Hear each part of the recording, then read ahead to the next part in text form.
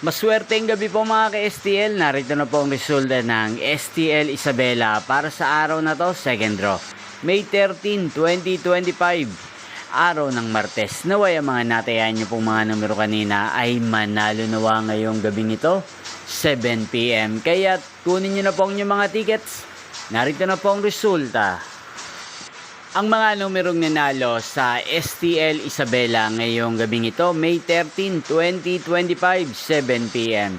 Second draw result, 39 at 25 in exact order. Sa lahat po ng tumaya kanina sa STL Isabela para second draw ng 39 at 25. Congrats po sa inyo, panalo po kayo.